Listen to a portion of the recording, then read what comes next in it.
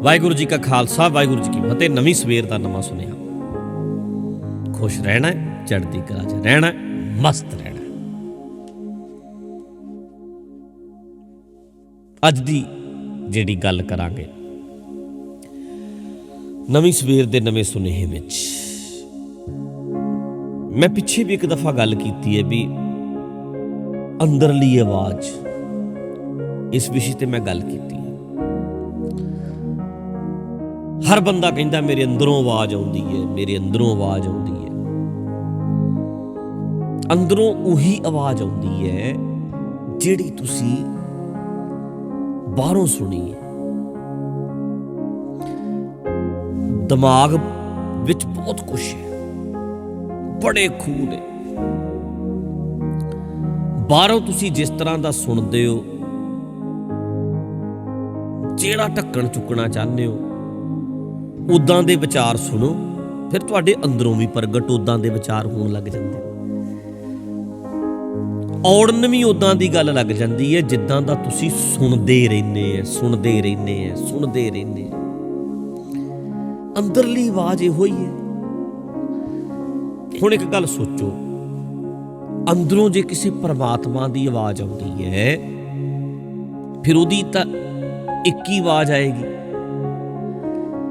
पर जेड़े हिंदी ने, हिंदी बोलते ने बच्चे, उन्होंने हिंदी अंदरों आवाज़ हिंदी च आ रही होंदी है। अपने इंटरनल डायलॉग जेड़े चलते हैं, विचार पंजाबी च चलते हैं, इंग्लिश वालियां दे इंग्लिश चलते हैं। जिस इलाके च, जिस खित्ते च, हाँ, उदां दियां आवाज़ां साडे अंदरों आउंदियां ने। बोली उही है जो बाहरों सुनी है। इस तरह जो तुसी बाहरों सुनते हो, तुहाडा ब्रेन है जिहड़ा ना, वो ध्यान दिंदा भी तू की सुनदा है, किहड़ियां गल्लां सुनदा है। जिस टाइप दियां तुसी गल्लां सुनोगे, उदां दियां सेव करदा है, उदां दे फिर औड़न भी उदां दियां गल्लां ही लग जांदियां। उदां दा तुहानूं नवां नवां नवां नवां ज्ञान आउंदा। जे खूह चों पानी पाओ, नलके च पानी पाओ, फिर पानी निकलदा है। ब्रेन दे जो तुसी सुनिया है, उदां दा कुछ तुहाडे अंदरों आउणा। हुण गल इत्थे करनी मैं की चाह रहा कि जे तुसी अंदरली आवाज नूं स्वच्छ बनाना चाहते हो, ते बाहरों स्वच्छ सुनो, ठीक सुनो, चंगा सुनो, उदां दा सुनो जिहड़ा तुहाडे काम आवे, उदां दा समझो जिहड़ा तुहाडे काम आवे। ऐसा ना सुनो जो तुहाडी अंदरली आवाज उसे ने बनना है,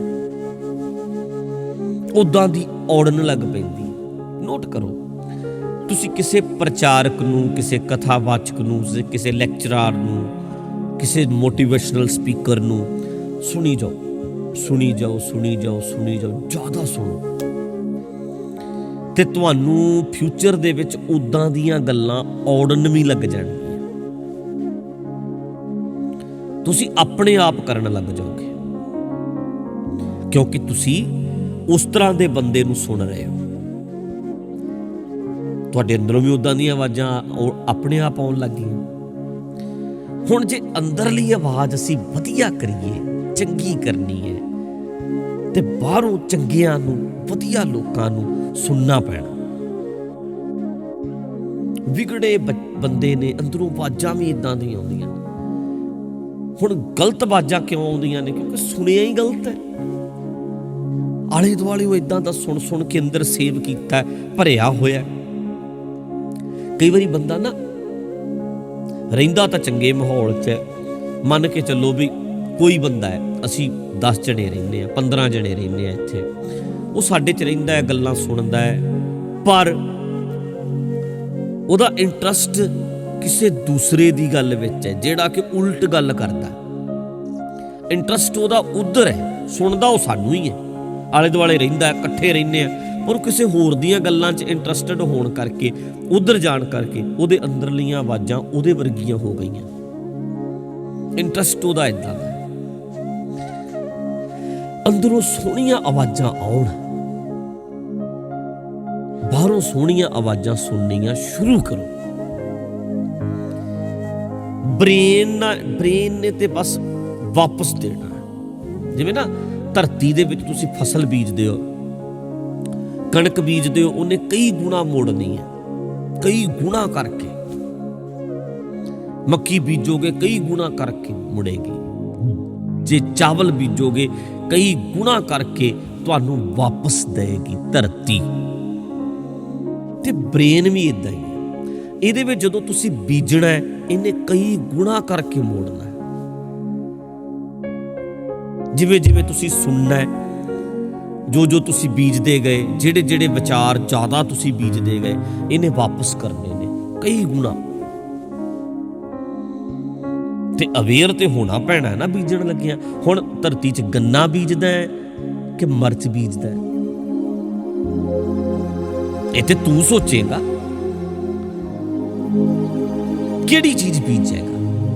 ਹੁਣ ਧਰਤੀ ਨੇ ਤਾਂ ਵਾਪਸ ਕਰ ਦੇਣਾ, ਗੰਨਾ ਬੀਜ ਗੰਨਾ ਵਾਪਸ ਕਰ ਦੂ, ਮੱਕੀ ਬੀਜੇਗਾ ਮੱਕੀ ਵਾਪਸ ਕਰ ਦੂ, ਮਿਰਚ ਬੀਜੇਗਾ ਮਿਰਚ ਵਾਪਸ ਕਰ ਦੂ, ਨਾਲੇ ਕਈ ਗੁਣਾ ਕਰੂ। ਜਿਹੜਾ ਬ੍ਰੇਨ ਹੈ ਇਹ ਵਿਚਾਰਾਂ ਨੂੰ ਲੈਂਦਾ ਹੈ, ਪਹਿਲਾਂ ਆਪਣੇ ਅੰਦਰ ਸਮਾਉਂਦਾ ਹੈ, ਫਿਰ ਉਹ ਕਈ ਗੁਣਾ ਵਾਪਸ ਕਰਦਾ ਹੈ। ਤੇ ਛਾਨਣੀ ਲਾਓ, ਪਹਿਰੇਦਾਰੀ ਕਰੋ, ਪੂਰੀ ਪਹਿਰੇਦਾਰੀ ਕਰੋ ਵੀ ਯਾਰ ਗਲਤ ਮਲਤ ਵਿਚਾਰ ਅੰਦਰ ਨਾ ਜਾਣ। ਵੇਖੋ, ਚੰਗੀ ਫਸਲ ਹੋਵੇ, ਚੰਗੇ ਵਿਚਾਰ, ਚੰਗੀ ਸੋਚ ਹੋਵੇ, ਥੋੜੇ ਬਹੁਤ ਜਾਣਗੇ ਵੀ ਤੇ ਨਦੀਨ ਵਾਂਗੂ ਉਹਦਾ ਪਤਾ ਵੀ ਨਹੀਂ ਲੱਗਦਾ ਇੰਨੀ ਫਸਲ 'ਚ, ਪਰ ਫਿਰ ਵੀ ਅਵੇਅਰ ਰਹਿਣਾ ਹੈ। ਕਿਉਂਕਿ ਤੁਸੀਂ ਇਹ ਪੱਕੀ ਗੱਲ ਨੋਟ ਕਰ ਲਓ, ਜਿਸ ਤਰ੍ਹਾਂ ਦੇ ਬੰਦਿਆਂ ਨੂੰ ਸੁਣਦੇ ਰਹੋਗੇ ਤੁਹਾਡੇ ਉਦਾਂ ਦੇ ਵਿਚਾਰ ਬਣਦੇ ਰਹਿਣਗੇ, ਉਸੇ ਟਾਈਪ ਦੇ ਬਣ ਜਾਓਗੇ। ਇੱਥੋਂ ਤੱਕ ਕਿ ਕਈ ਬੰਦਿਆਂ ਦੇ ਤੇ ਸਰੀਰ ਤੇ ਵੀ ਉਹਦਾ ਅਸਰ ਹੁੰਦਾ, ਫਿਜ਼ੀਕਲੀ ਵੀ। ਹੁਣ ਮੰਨ ਲਓ ਤੁਸੀਂ ਕਿਸੇ ਪ੍ਰਚਾਰਕ ਨੂੰ ਸੁਣੀ ਜਾਓ, ਉਹ ਥੋੜਾ ਜਿਹਾ ਠੰਡਾ ਹੋਵੇ, ਏਦਾਂ ਏਦਾਂ ਏਦਾਂ ਏਦਾਂ ਗੱਲ ਕਰੇ, ਤੁਸੀਂ ਤੁਹਾਡੀ ਬੋਲ ਬਾਣੀ ਵੀ, ਕਿਉਂਕਿ ਸੁਣਦੇ ਹੀ ਉਹਨੂੰ, ਤੁਹਾਡੀ ਬੋਲ ਬਾਣੀ ਵੀ ਉਦਾਂ ਦੀ ਬਣੇਗੀ। ਤੁਹਾਡੇ ਜਿਹੜੇ ਸਰੀਰ ਦੇ ਐਕਸ਼ਨ ਨੇ ਨੈਚੁਰਲੀ ਉਦਾਂ ਦੇ ਬਣਨ ਲੱਗ ਜਾਣਗੇ। ਉਹ ਹੌਲੀ ਗੱਲ ਕਰਦਾ ਹੈ, ਤੁਸੀਂ ਵੀ ਇਦਾਂ ਹੌਲੀ ਕਰੋ, ਤੁਹਾਡਾ ਹੱਥ ਪੈਰ ਹਿਲਾਉਣੇ, ਹਰ ਚੀਜ਼ ਹੌਲੀ ਹੌਲੀ ਹੋ ਜਾਏਗੀ। ਜੇ ਹੋਵੇ ਜਿੱਦਾਂ ਹੁਣ ਮੈਂ ਕਰ ਰਿਹਾ, ਇਦਾਂ ਇਦਾਂ ਆ, ਮੈਂ ਇਦਾਂ ਕਰਦਾ, ਉਹ ਚੀਜ਼ ਵੀ ਤੁਹਾਡੇ 'ਚ ਆਉਣ ਲੱਗ ਜਾਣੀ ਹੈ। ਮਤਲਬ ਮਨ ਦੇ ਉੱਤੇ ਤੇ ਅਸਰ ਹੁੰਦਾ ਹੀ ਹੈ, ਸਾਡੇ ਤਨ ਤੇ ਵੀ ਉਹਦਾ ਅਸਰ ਹੁੰਦਾ ਹੈ। ਸਾਡੇ ਐਕਸ਼ਨ ਉਦਾਂ ਦੇ ਹੋ ਜਾਂਦੇ ਨੇ, ਜਿੱਦਾਂ ਦੇ ਵਿਚਾਰ ਸੁਣਦੇ ਆ, ਜਿਹਨੂੰ ਵੇਖਦੇ ਆ। ਅੰਦਰੋਂ ਮੇਰੇ ਇਦਾਂ ਦੀ ਆਵਾਜ਼ ਆ ਰਹੀ ਹੈ, ਮੈਂ ਅੱਜ ਜੇ ਕਹਾਂ ਮੇਰੇ ਅੰਦਰੋਂ ਇਦਾਂ ਦੀਆਂ ਆਵਾਜ਼ਾਂ ਆਉਂਦੀਆਂ ਨੇ, ਨਹੀਂ, ਇਹ ਜੋ ਮੇਰੇ ਅੰਦਰੋਂ ਆਵਾਜ਼ਾਂ ਆਉਂਦੀਆਂ ਨੇ ਇਹ ਮੇਰਾ ਬੀਜਿਆ ਹੈ, ਮੇਰਾ ਬੀਜਿਆ ਹੈ। ਉਹੀ ਚੀਜ਼ਾਂ ਮੁੜ ਮੁੜ ਕੇ ਮੈਨੂੰ ਆਉਣੀਆਂ ਨੇ ਵਾਪਸ, ਜੋ ਸੁਣ ਰਿਹਾ ਸਮਝ ਰਿਹਾ ਉਹ ਮੇਰੇ ਅੰਦਰੋਂ ਆਉਣੀਆਂ ਨੇ। ਤਾਂ ਕਰਕੇ ਬਹੁਤ ਅਵੇਅਰ ਰਹਿਣਾ, ਪਹਿਰੇਦਾਰੀ ਕਰਨਾ, ਅੰਦਰਲੀਆਂ ਆਵਾਜ਼ਾਂ ਚੰਗੀਆਂ ਆਉਣ, ਔੜੇ ਪਰ ਚੰਗਾ ਔੜੇ। ਹੁਣ ਸ਼ਰਾਬੀਆਂ 'ਚ ਬੈਠ ਕੇ ਨਸ਼ਿਆਂ ਦੀਆਂ ਗੱਲਾਂ ਕਰਨੀਆਂ ਨੇ, ਉੱਦਾਂ ਦੀਆਂ ਔੜਨਗੀਆਂ, ਉੱਦਾਂ ਦੀਆਂ ਗੱਲਾਂ ਅੰਦਰੋਂ ਆਉਣਗੀਆਂ। ਤੇ ਬਹੁਤ ਅਵੇਅਰ ਰਹਿਣ ਦੀ ਲੋੜ ਹੁੰਦੀ ਹੈ। ਹੋਰ ਅੰਦਰਲੀ ਆਵਾਜ਼ ਕੀ ਹੈ? ਬਾਹਰੋਂ ਹੀ ਹੈ। ਆਪਾਂ ਕਹੀਏ ਧਰਤੀ 'ਚੋਂ ਬਹੁਤ ਕੁਛ ਨਿਕਲ ਰਿਹਾ, ਬਾਹਰੋਂ ਪਾਇਆ ਹੀ ਨਿਕਲਦਾ ਵੀਰੋ। ਜਿੰਨੇ ਬੂਟੇ ਆਪਣੇ ਆਪ ਉੱਗ ਪੈਂਦੇ ਆ ਨਾ, ਆਪਣੇ ਆਪ ਨਹੀਂ ਉੱਗੇ, ਉਹ ਵੀ ਕਿਤੇ ਬਾਹਰੋਂ ਪਏ ਹੈ, ਆਪਣੇ ਆਪ ਨਹੀਂ। ਜੋ ਵਿਚਾਰ ਤੁਸੀਂ ਦਿੱਤੇ ਹੈ ਉਹੀ ਵਾਪਸ ਆਉਣਗੇ। ਗਹਿਰੇ ਤਲ ਤੇ ਜੋ ਤੁਸੀਂ ਅੰਦਰ ਲੈ ਜਾਂਦੇ ਹੋ ਉਹਨਾਂ ਨੇ ਬਾਹਰ ਆਉਣਾ, ਫੁੱਟਣਾ। ਪੂਰੀ ਪਹਿਰੇਦਾਰੀ ਕਰਿਓ ਧਿਆਨ ਨਾਲ, ਜੋ ਜਾਵੇ ਚੰਗਾ ਹੀ ਜਾਵੇ, ਪੇਟ 'ਚ ਜੋ ਜਾਵੇ ਚੰਗਾ ਜਾਵੇ, ਇਹਦੇ 'ਚ ਜੋ ਜਾਵੇ ਚੰਗਾ ਜਾਵੇ। ਅਵੇਅਰ ਰਹੋ, ਧਿਆਨ ਰੱਖੋ। ਨਵੀਂ ਸਵੇਰ ਦੇ ਨਵੇਂ ਸੁਨੇਹੇ ਵਿੱਚ ਅੱਜ ਆਪਾਂ ਇੰਨੀ ਹੀ ਗੱਲ ਕਰਨੀ ਸੀ। ਅੰਦਰਲੀ ਆਵਾਜ਼ ਸਵੱਛ ਹੋਵੇ, ਵਿਚਾਰ ਸੁਣਦਾ ਹੈ, ਜੋ ਸਮਝਦਾ ਹੈ ਉਹ ਵੀ ਚੰਗਾ ਤੇ ਸਵੱਛ ਸੁਣਨਾ ਸ਼ੁਰੂ ਕਰ ਦੇ। ਅੱਜ ਇੰਨਾ ਹੀ, ਕੱਲ੍ਹ ਮਿਲਦੇ ਹਾਂ। ਵਾਹਿਗੁਰੂ ਜੀ ਕਾ ਖਾਲਸਾ, ਵਾਹਿਗੁਰੂ ਜੀ ਕੀ ਫਤਿਹ।